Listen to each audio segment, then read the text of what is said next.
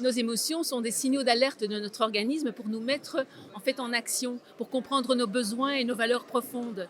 Et quand on comprend ces besoins, qu'on comprend ces valeurs et qu'on les écoute, eh bien on se met en action pour y répondre et ça nous donne une énergie extraordinaire.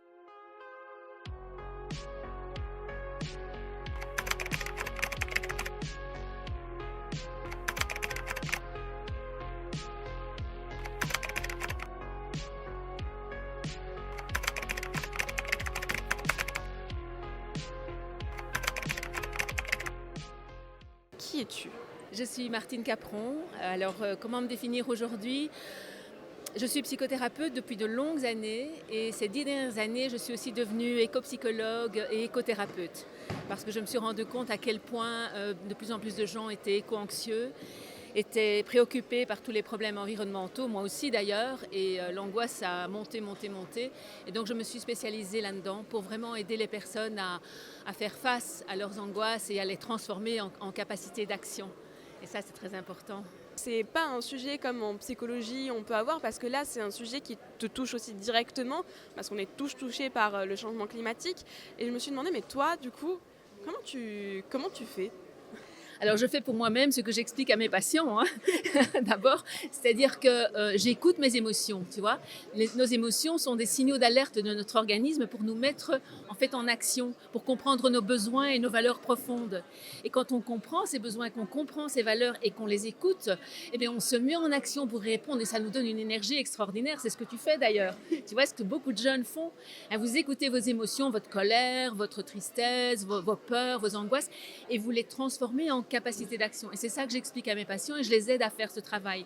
C'est pas toujours facile, hein, il y a un travail à faire sur soi, mais je suis là pour les aider à faire ça. Et puis aussi, le deuxième volet très important, c'est que l'éco-psychologie travaille beaucoup sur le lien entre l'humain et la nature. Donc retrouver ce lien, le reconstruire, ce lien a été très fortement abîmé, a été oublié dans notre civilisation, écran, ville, tout ça, tu vois, on est trop loin de la nature. Donc retrouver cette nature, la connaître, l'aimer, y passer du temps, l'admirer. Donc je vais avec mes patients dans la nature et on va se promener, on va s'asseoir au milieu des arbres, on écoute les oiseaux, on écoute le vent, on regarde tout ce qui est autour de nous et c'est incroyable ce que ça nous inspire, tu vois.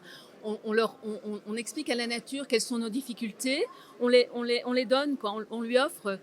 On s'ouvre à elle et c'est extraordinaire tout ce qui nous vient en retour, des intuitions, des sensations qui nous font un bien fou et qui nous aident à vraiment sentir ce qui est juste pour nous et comment on veut agir. Pas tout seul, bien sûr, avec les autres. Je fais beaucoup aussi de travail en groupe.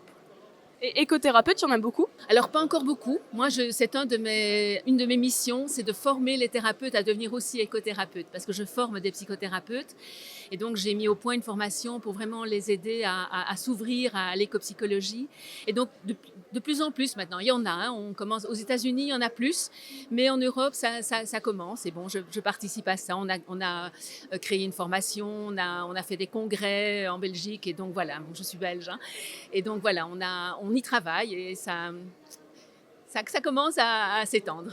Et toi, justement, ça a été quoi ton déclic qui t'a fait te dire non mais il faut vraiment que je fasse quelque chose? Ça n'a pas été un déclic tout d'un coup. J'ai toujours été une grande amoureuse de la nature. J'ai toujours aussi été très fort centrée sur le travail corporel. Tu vois, j'ai toujours beaucoup dansé, j'ai toujours beaucoup travaillé sur la respiration. Et je sentais très fort cette angoisse, moi. Je la sentais très fort dans mon corps et je la ressentais chez les autres. Je me dis, j'ai envie d'en faire quelque chose, c'est important. Je me suis renseignée. Et quand j'ai découvert l'écopsychologie, je me suis dit, mais c'est exactement ce que je fais déjà sans le savoir. Tu vois, et donc j'ai étudié, et je me suis formée et donc ça m'a aidé à aller plus loin. Et voilà, ça s'est fait très naturellement en fait. C'est pas un déclic, c'est vraiment toute une série de circonstances. Tu sais, ces fameux hasards de la vie qui n'en sont pas, tu vois, des synchronicités, comme on dit en psychologie. Enfin bon. Et voilà, donc ça s'est fait comme ça. Et je suis très heureuse de faire ça, vraiment. Et ce serait quoi ton plus grand rêve pour la cause climatique?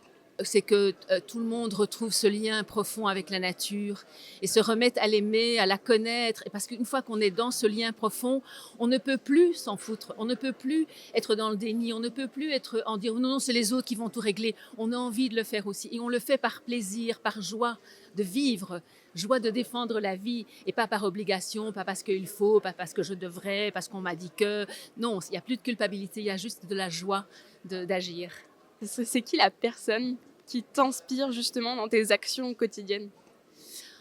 Il y en a plusieurs. Il y en a une qui est une grande dame, qui est Joanna Macy, qui est une des grandes porteuses de l'éco-psychologie, qui a créé le travail qui relie, qui est vraiment un travail où on est dans ce lien justement avec le vivant en soi et autour de soi. Donc je peux la citer elle, mais il y en a d'autres. Elle ne me vient pas à l'esprit maintenant, mais bon, la plus importante dans ce travail que je fais aujourd'hui, c'est Joanna Macy. Là, moi, je suis une jeune et je m'adresse en particulier à des jeunes. Et je me demandais qu'est-ce que tu voudrais leur dire à cette jeunesse? Moi, j'ai envie de vous dire, exprimez-vous, allez-y, sentez bien, prenez le temps surtout de sentir ce qui est important pour vous et prenez le temps de le sentir dans votre corps, dans votre tripes, dans votre cœur et de le partager entre vous pour vraiment vous aider mutuellement à être qui vous êtes et à défendre les valeurs que vous voulez défendre. Si tu devais mourir demain, de quoi tu serais la plus fière? D'avoir osé être moi-même.